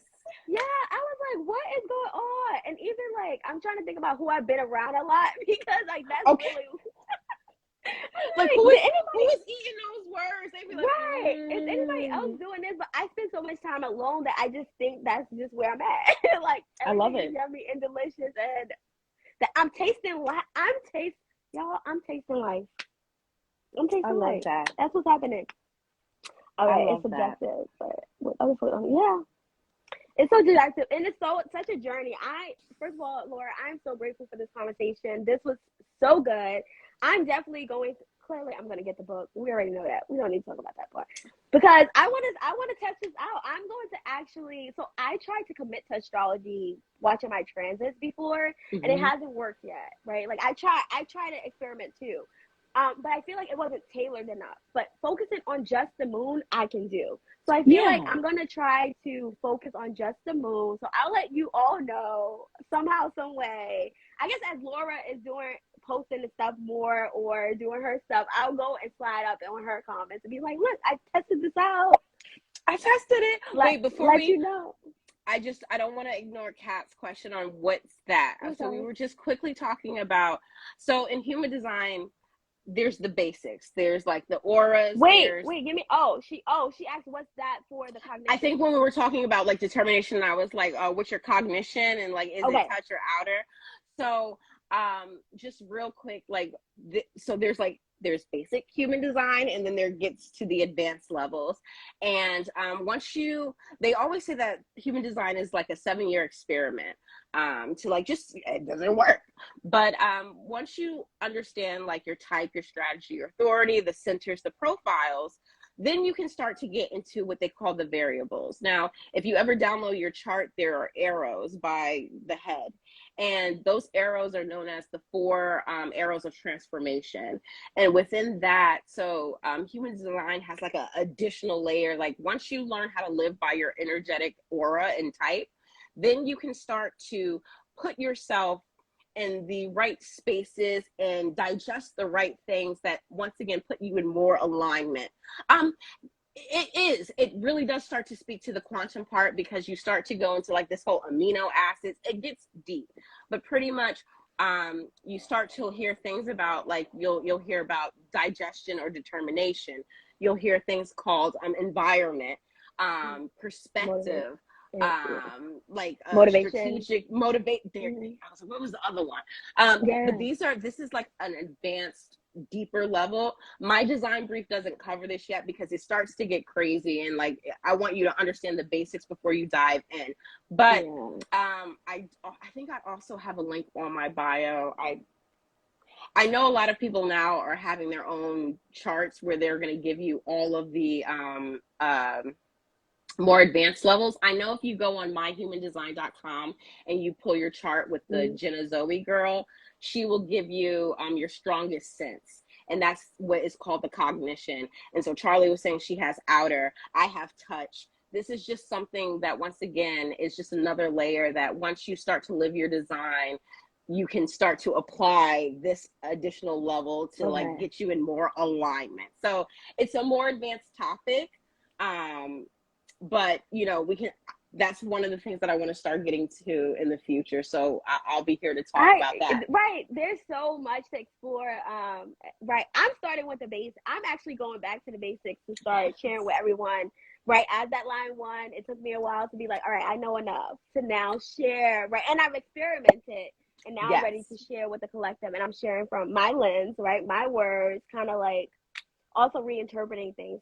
Clearly, Does it go if you're consistent or not? It's more, so once again, like with the human design, it's like, you don't have to do anything. It is what it is. Once you start to get to the variables, they consider them transformations, because this is more of a like, okay, you should experiment heavily with these things to really start to open up things. There is a portion of human design that is, so human design, once again, is like that life manual. Like, this is how your energy works. There is a sub portion in human design called gene keys. And gene keys is like, yo, if you like this and you're like, okay, but I want to do something with this, like I want an adventure. Gene keys is fun because it gives you like this little adventure to help unlock your DNA to achieve certain things in life. So it kind of speaks to all of like the variables and stuff. Like I said, it can get very intricate, and it can get like, girl, what are you talking about? This is so confusing. But you can start to pull these things. So I would say first go on the My Human Design to like pull your chart to get that. and I was gonna say the numbers, like it gets very Yeah, because intricate. they're talking to tone. Yeah, now you're talking about tones and Tone, lines, and you talk base, about these. Yeah, color. It yeah. starts to get like, girl, but that is the quantum physics Of it. aspect of human design. Yeah, we need a It's whole a other live for yeah. that. Because that's how I feel. I'm like, just talk about the basics, but when we going over there, or even going to the centers, Yes. that does add a whole other layer. Especially, Yes. I just talk about the gene keys. Those are my favorite things. So I'd be like, ooh, the bullshit. Sky called one of like the bullshit detector, and I'd be like, yes, like you could read into people, like you could tell when something ain't true. You're like, okay, I have to activate something. That's why a lot of times, if you see me just listening and I don't believe something, I'm not gonna say anything. I'm just gonna be like, all right. LOL, you just gonna let the bullshit ride. Yeah. I'm like, yeah. You know what? I will say, knowing my type and living more, trusting like that whole strategy and authority thing. You know, I have so much patience. That's cute. I used to be able to, like, before I needed to say, yo, if I picked up on the energy, I need to say it. If I knew this, I want to say it, right? I want to share everything. But now it's just like, I really be waiting for the invitation.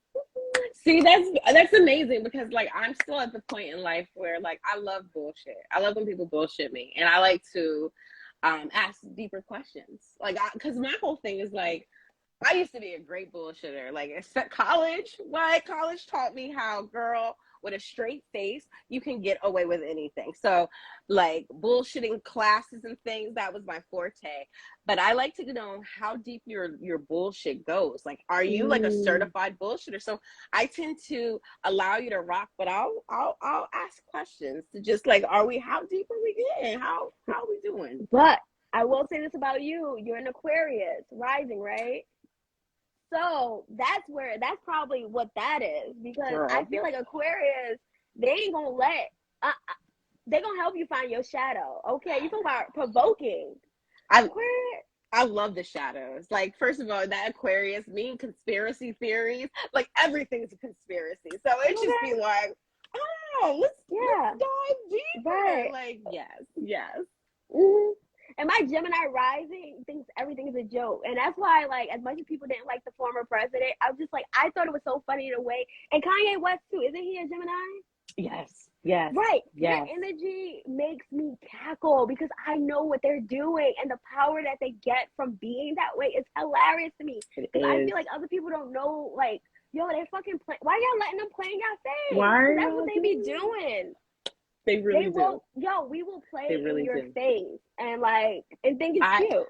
I love Geminis. Like, yo, I love the, like, people who are just like, Geminis are crazy, and I'm just like, I'm here for it. I'm here for it, because you know, a broken clock is right twice a day or something like they say. So like, listen, I'm here for it. I'm here for it. I'm here. Kat was like, she's dived deep. Yeah, she dived in past the basics. I hear that. Yes, and the guessing is exciting. Yeah, I'm definitely gonna be following you because I love all this stuff. I love like just learning different levels and connecting it on different levels. There's just so much to explore there. Kanye did have people going through that. Let go. He is. But it's just so good though. And he's a projector as well, so that's a added layer of like, he's a case study. We got to talk about him one day. Right. I feel like once I start getting my stuff out, I'll be like exploring human design on a whole other level. But I keep telling myself, like, get your foundational out, take your time, get it out, so we can start playing with this. Because now I'm just here for a good time. Like, now that I'm like, all right, I see what's here. Yep, he is. I forget what I think he's a splenic protector. Right. So I know. Because someone else recently did a thing on him. But I can't remember his profile. He doesn't feel his body. No, he be initiating too much. But like right now, I find it very interesting with this whole Adidas and Gap debacle with him, and he's because it's like he was invited into something and he doesn't feel seen or recognized, and I feel like that is that Gemini being like, I'm showing up now. I'm showing out. So it's. Listen, we can start to use all these modalities to really dissect what the fuck is going on, and that is what I love. And it's just like, instead of using it for like, say, business, because you know right now everybody in human design is like how to use your energy type for clients. I'm just like, no, let's use it for life. Let's let's get deeper into right, that. and our interpersonal understandings of each other and everything, because it really does affect. It can do wonders just for your experience on this earth to make it easeful. Yep, exactly. Whew. Exactly. What would that feel like to not have so much resistance from the world? What would that feel like? What would that feel like? What would that feel like? If everybody wasn't trying to control us. Because it's so interesting how we want to big brother at each other, right? Like, but why are you doing it that way? But I didn't get to do it that way. How come you can? And it's like, because you didn't want to. You didn't try to do it that way. Just let people be. Like, that's all I just let people be and just enjoy it. Just enjoy that we are all different, you know. That's the beauty. Diversity for real. Yeah. But people just be like, how dare you? How dare you? So yeah, it is what it is. It's so interesting. I know we gotta wrap up. It's so interesting though, because I remember like back in the day, I used to be like, if people knew what I really think out loud, y'all would hate me, because the things that y'all think is like rules are not rules in my world. I remember. Sorry if I'm about to offend a parent. This is what it is. So I love kids. I'm obsessed with them. I really respect kids on a high, like I would any adult, right? Like I give them the same respect. However, I've been watching YouTube lately, and I've been watching the gossip people. You know, the gossip column people that does like reality TV shows. So basically on YouTube, there's like a freaking whole community that does like reflections and all that on like Housewives of Atlanta, all the shows, right? And they do any celebrity gossip. So recently, what's this girl name? Nicki Minaj just sued a YouTuber. Oh. And I should probably be careful. I don't need no beef. Anyway, Nicki Minaj basically is either already sued her or is suing this YouTuber. And so the whole thing is, I'm not going to even get into the legalese of it. Okay. I just want to focus on this one part. One of the parts is that the girl was talking ish about Nicki Minaj's son's eye. Like mentioned a lazy eye. And so everybody's whole thing was like, kids are off limits. And the girl's like, no, they not. And I'm also like, who says they off limits? And according to who and why? Like, because this is what I mean by like, there's all these unwritten rules, and people think because they've created that rule for themselves that it applies to the rest of us. Right. And though I do understand the sentiment, I wouldn't talk about somebody's child, but that's just because that's how I roll. Right. But I can't. You like, kids can get it too. Kids can. Right. They can. They can. Here's my thing with kids. And I'm not saying that you can't react. But what I am saying is that them telling the girl that she deserved to be sued for defamation, y'all, I'm not even giving no legalese to this. But that's like part of what they're trying to say. The girl did say other stuff, but even that stuff, whatever, that's neither here nor there. But I just wanted to say that about, like, that's an example of where I feel like it be things like that I'm not saying is right or wrong or that, but it's not a real rule. It's a rule that we created as a culture and that a lot of people got behind it. But what's so funny is that everybody else gets to talk about kids and get to talk shit whenever they feel like it. But when it happens to them, all of a sudden it's a rule, and it's like, that's why I'm always so intrigued by humans, because I'm just like, well, here's my thing with kids though. Because I love kids like from afar. I'd be like, oh, y'all are so cool. Go home to your parents. But what I enjoy about kids is just the non-filter. Like, kids will tell you about yourself, and it's like, I'm not supposed to fight this little kid right now. Like, so it's just like, you know, I don't like, I can see how some people are like, man, fuck them kids. And I'm gonna talk about whoever. And I can see how people are like, no, don't talk about kids. But I think where the world fucked up was when we all stopped being that child and allowed ourselves to be our unfiltered self. Everybody, you know, once we start getting older, it's like, don't say that, don't do that, like, don't hurt.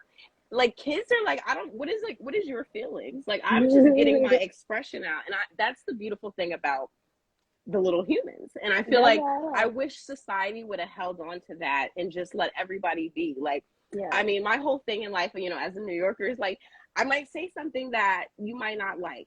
You can either address me and like, we can talk about it, or we can go outside and fight it off for a second. Like, it's how do you feel?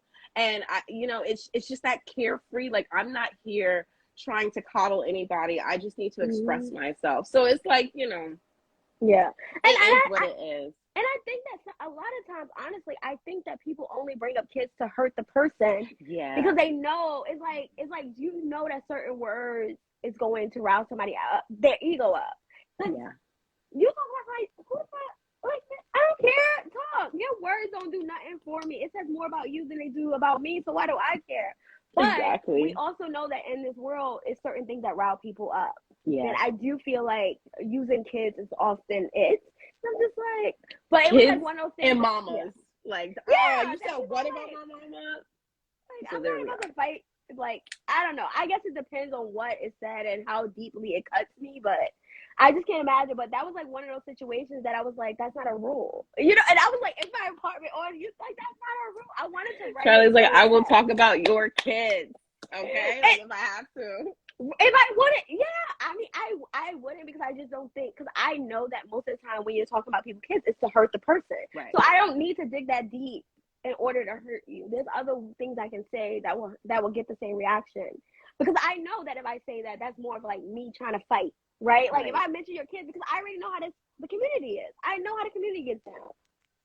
So I know that if I say something about your child, that I'm asking to fight. But that does not mean that your child's off limits. It's just that I made a choice. Oh, and the choice is that you can get. I love it. It can go down. It but, is what it is. I will not talk about y'all kids. I'm telling y'all, it's not like, I was just like, but that does not stop me from being able to witness what's happening and still be like, I think that both of them can be true. I think that you can have this rule for your life that kids are off limit, and she can also have a rule like, fuck those kids. Agreed. And both those things can exist. Agreed. Once again, that whole human design is like, yo, everybody does not operate the same, and you know, you can respect it or you don't have to. It can go either way. Yeah. So we went on a little tangent, but that was cute. So as we are wrapping up, so we already talked about the brief, the human design brief. Are we gonna talk about the smoke break? Oh yeah, what you want to know about smoke break, real quick? Like, what you want to know? Well, we need to know about the playlist, how we can get up on it, what happens, how can we cure it. Okay. So that also, I got another link in the bio with that. So once again, smoke break. The reason why I started smoke break was really to normalize the conversation around women and weed, which I'm in 2022, it's starting to feel normalized. But music was always my way of like getting to learn people. So I wanted a less abrasive way of finding out if people smoked or not by like, what vibes do you like to listen to, like when you smoking? So the playlist for me is just a beautiful way of getting to know different women and learning about them through their musical choices. More so, not only just their musical choices, but it's like what type of vibe you like to actually like get elevated to. So smoke break, we're already at like, I think we're at volume 146 right now. Anybody can, so the only requirement is that you be a woman that unapologetically consumes cannabis. That is literally the only thing. Other than that, you can go and just give us the vibe, give us the songs that you like to roll up to. What is that vibe? And I feature you. So new smoke break playlists come out every Monday. I had honored the rest consciousness with smoke break, and we had pretty much took the summer off, but we're back now. So anybody can just go into my link in the bio. It's literally probably the last link to submit a playlist, and I'm here ready to hear what you vibe to. That's literally it. Yeah, I'll repost it on my stories and also somehow on my page somehow. We'll see. But either way, because I do want to also promote that, because like I said, I have done a playlist, and when I first was doing it, I was like overwhelmed.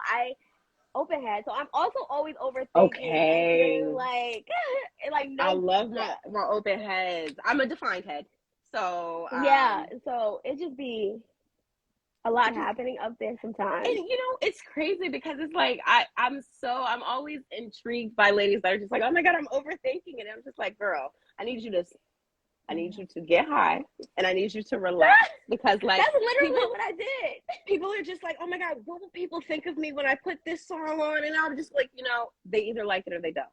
But nobody has ever reached out to me and just been like, how dare you feature this artist and this song and this person? Like, it's either people's vibes or not. And I just really tell ladies, like, this is supposed to be fun.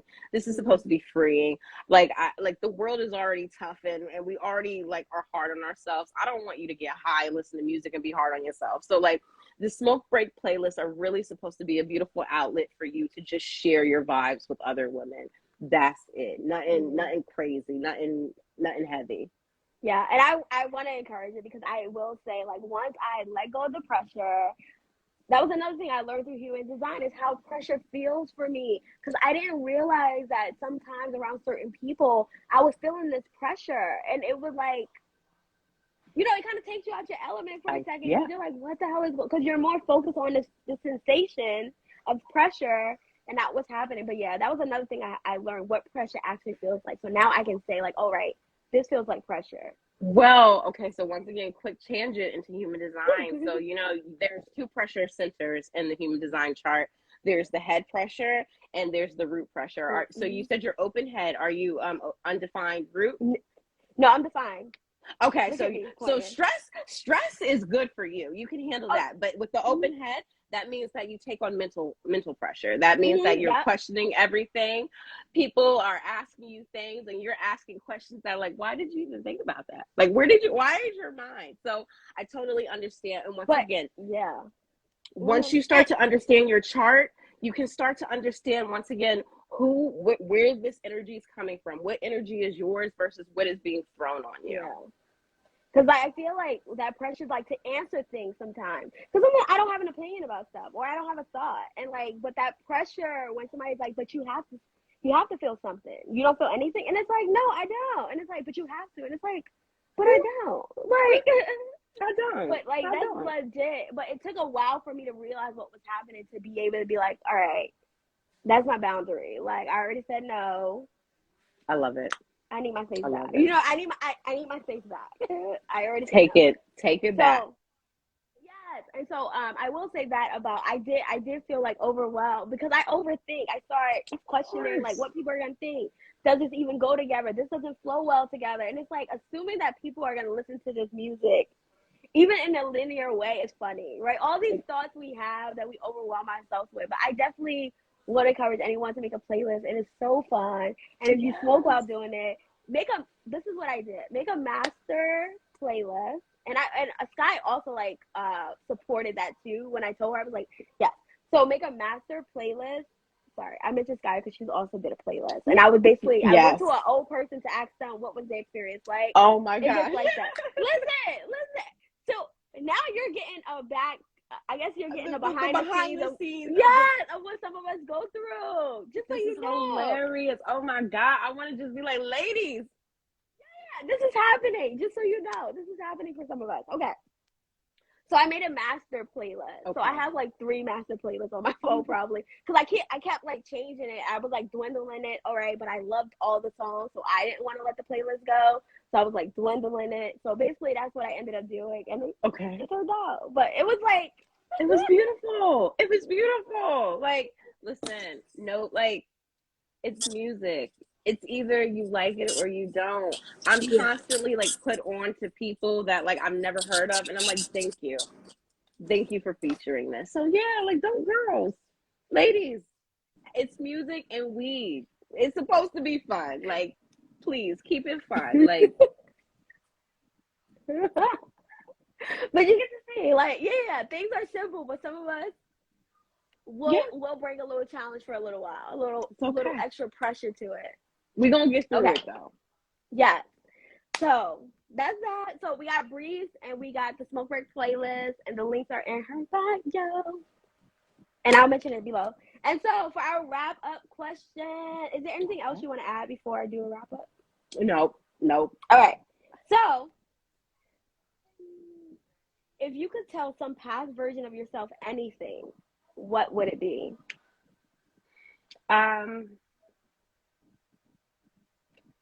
Stop being so hard on yourself.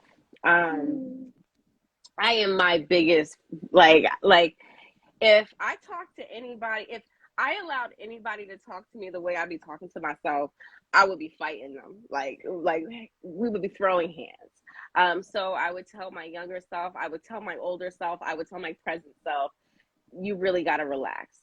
Show yourself grace, show yourself love, show yourself patience. Everything is not that serious. Life is not that serious. It is, but it's not. And everything that we tend to act like is a big deal, whether it's a playlist or whether, it's not.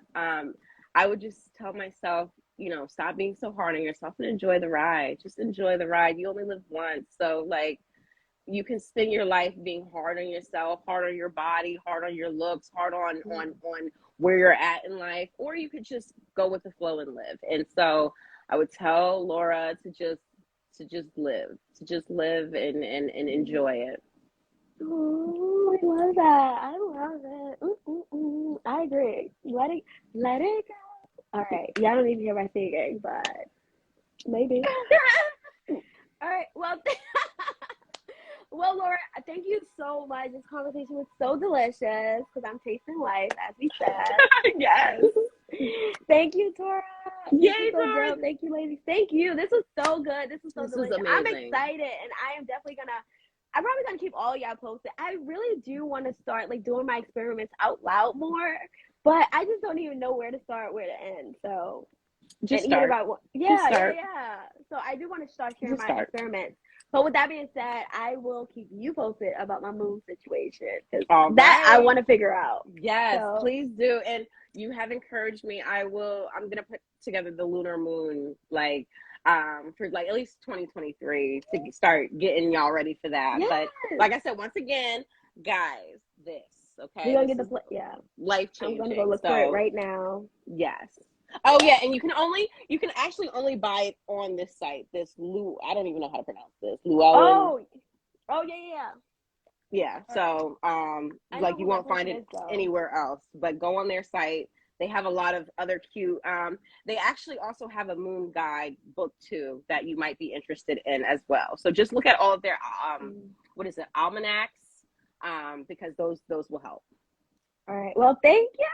I'm so excited. Thank you. Right. And I appreciate you all. Thank you for tuning in. For people that watch the replay, we get thanks. Yes. So may you all have your best day on purpose. Enjoy the rest of your Sunday. Laura, I adore you. Love you. I adore you. Enjoy too. your love day. You too. Thank you so much for creating the space for me to be here. This was amazing. Yes, you got me on camera. I don't be on camera. I love that I got to see your face. And I know that this is the beginning because I'm telling you, I've been speaking to spirit lately, all right, I want to see more of this person. I know they'd be like, girl, here we are. That might be not their purpose. And I'm like, but I want more. I love it. Not our business. I love it. Bye, y'all. Thank you for the help. Take care. All right, I'm going to have the replay up. Okay.